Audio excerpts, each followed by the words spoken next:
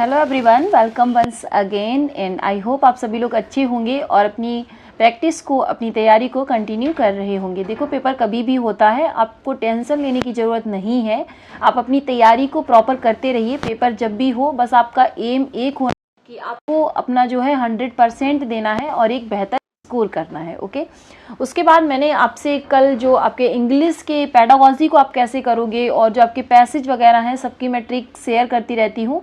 और पेडागॉजी की मैंने ट्रिक्स और टैग वर्ड्स शेयर किए थे। अगर आपने इंग्लिश लिया है किसी भी लैंग्वेज में फर्स्ट या सेकेंड में, तो आप उसको ज़रूर देखना, क्योंकि उससे आपको इंग्लिश पेडागॉजी के जो 15 क्वेश्चन आते हैं उनको करने में काफ़ी हेल्प होने वाली है, चाहे फिर वो आपका पेपर 1 हो या 2 हो।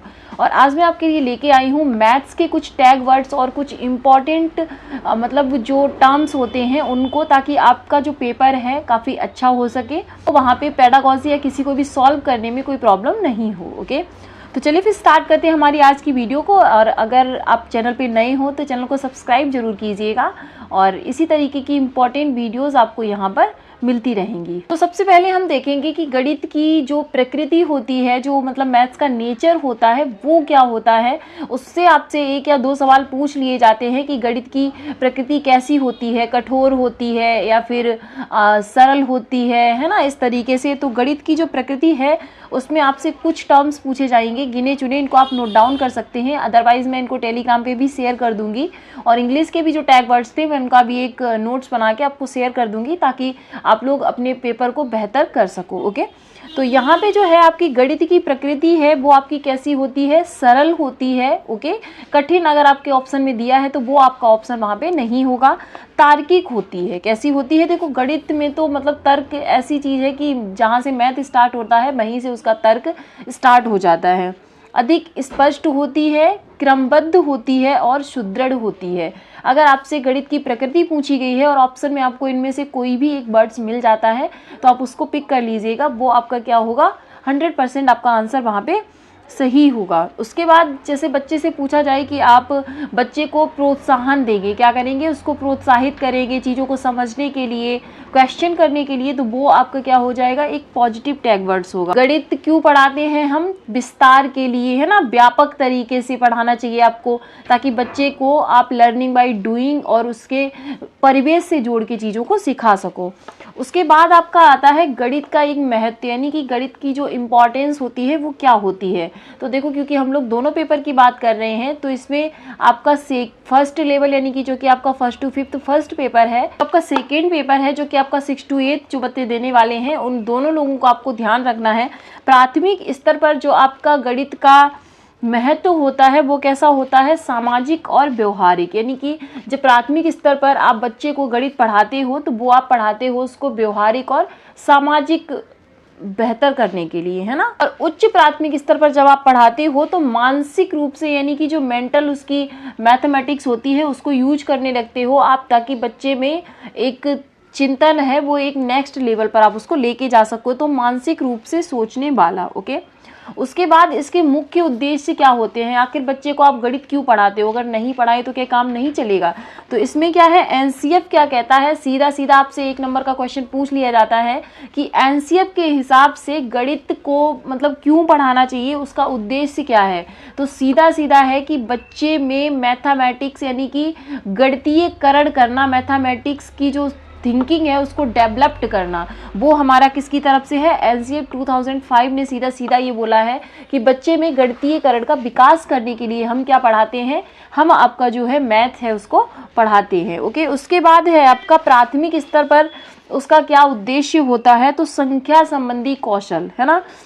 माप तौल की इकाइयाँ मैं छोटे छोटे बच्चों को 3rd 4th 5th की जो बच्चे हैं तो उनके में ग्राम, किलोग्राम, लीटर, इस तरीके से जो माप तौल की इकाइयाँ हैं वो उनको समझाई जाती हैं। ओके, उसके बाद है गणितीय संक्रियाओं का विकास, जैसे प्लस, माइनस, और मल्टीप्लाई, डिवाइडेशन, ये जो 4 होती हैं आपकी, इनको कहते हैं गणित की संक्रियाएं। तो ये बच्चों को जो प्राइमरी लेवल है उस पर सिखाना उद्देश्य होता है, और प्राइमरी लेवल को बच्चे को मूर्त से अमूर्त की तरफ ले जाते हैं, क्योंकि बच्चे छोटे होते हैं और उनकी थिंकिंग होती है वो मूर्त से अमूर्त की तरफ वो कार्यों को कर सकते हैं। उसके बाद आता है अपर प्राइमरी लेवल पे आपको बच्चे में कौन कौन सी चीज़ों को डेवलप्ड करना है, तो गणना संबंधी कौशल डेवलप्ड करने हैं आपको, परिकलन डेवलप करना है, अमूर्त से मूर्त, क्योंकि अब बच्चे कैसे हो जाते हैं, बड़े हो जाते हैं, तो अब आपको अमूर्त से मूर्त की तरफ उनको पढ़ाना है। विश्लेषण और संश्लेषण जो विधियां होती हैं उसके द्वारा बच्चे में क्या करना होता है, हमें उनको डेवलप करना होता है। विश्लेषण का मतलब होता है चीज़ों को तोड़ तोड़ के, यानी कि कोई क्वेश्चन है तो उसको मतलब एक एक पॉइंट को उसे समझते हुए, ओके। और संश्लेषण होता है किसी चीज़ को, टुकड़ों को एक साथ करके जोड़ के देखना, और विश्लेषण होता है उसको तोड़ के देखना, ओके। उसके बाद आपकी दो और विधियां होती हैं, बहुत ही इंपॉर्टेंट होती है। एक होती है आपकी इंडक्टिव मेथड और एक होता है आपका डिडक्टिव मेथड। तो इंडक्टिव यानी कि आगमन विधि और डिडक्टिव मतलब कि निगमन विधि। तो आगमन विधि और निगमन विधि में सिर्फ एक डिफरेंस होता है। तो आपकी जो निगमन विधि होती है वो नियम से उदाहरण की ओर चलती है, यानी कि रूल टू एग्जाम्पल। अब इसमें क्या होता है, आप ऐसे याद रख सकते हो, एक को याद कर लो, एक आपको उसका अपोजिट करना है। जैसे निगमन विधि को आपने याद कर लिया, नियम से उदाहरण, तो उसमें आप उदाहरण से नियम किसको कर दोगे, आगमन विधि को। जब बच्चे को आप पहले एग्जाम्पल बताओ उसके बाद उसे रूल बताओ, एग्जाम्पल टू रूल जाओगे तो वो आपकी आगमन विधि होगी, इंडक्टिव मेथड होगा।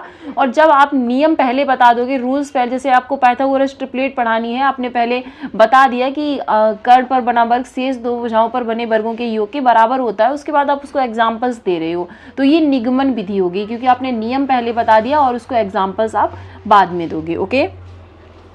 उसके बाद होता है अपसारी और अभिसारी चिंतन, यानी कि बच्चे में आपको अपसारी चिंतन को डेवलप करना है। फिर वो चाहे आपका कोई भी सब्जेक्ट हो, ये मैथ्स के लिए नहीं, मैथ्स, साइंस, एसएसटी, आपका हिंदी, इंग्लिश, कोई भी हो, तो आपको बच्चे में क्या करना है, अपसारी चिंतन को डेवलप करना है। अपसारी मतलब होता है दिशाओं में सोचना, इधर उधर, मतलब एक, अगर आपके पास एक कोई प्रॉब्लम है तो आप उसको हजारों तरीके से सोचते हो कि ऐसे सॉल्व कर लो, ऐसे सॉल्व कर लो।